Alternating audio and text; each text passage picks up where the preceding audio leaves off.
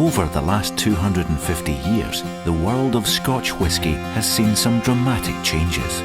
In the mid-18th century, the industry was largely based in remote farmland areas of Scotland.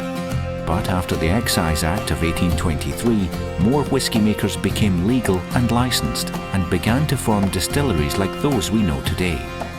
7 years later, Irishman Aeneas Coffey patented his famous still and changed whisky production forever. Armed with this new technology, the first commercial blended Scotch was released in 1859.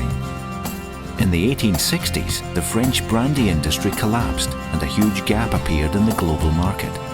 Together with the expansion of the Scottish Railway, that gap allowed the whisky industry to grow rapidly. Within 15 years, whisky was the world's #1 exported brown spirit. Scotch had evolved from a farmhouse industry to a global business. The end of the 19th century saw a construction boom. 33 new distilleries were created in Speyside alone. But smaller pre-industrial distilleries struggled to compete, and many had to close. By the start of World War I, whisky faced a series of steep tax increases and, for the first time, a compulsory aging period. That period increased to 3 years the following year, and distilleries were shut down for the remainder of the war. There was also talk of prohibition. It didn't happen in the UK, but when it hit the US, it had a major impact.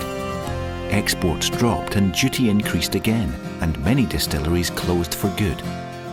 Things got worse throughout the 1920s, and after the Wall Street crash, UK whisky consumption halved, the industry shrank, and many more distilleries were lost or made part of larger groups, then forgotten. More whisky was lost during World War II, when the remaining distilleries were shut down until 1945.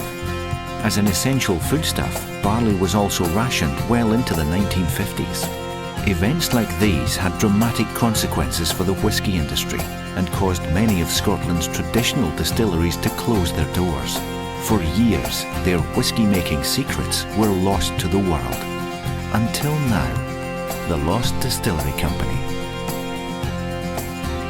Lost whisky brands, reinterpreted.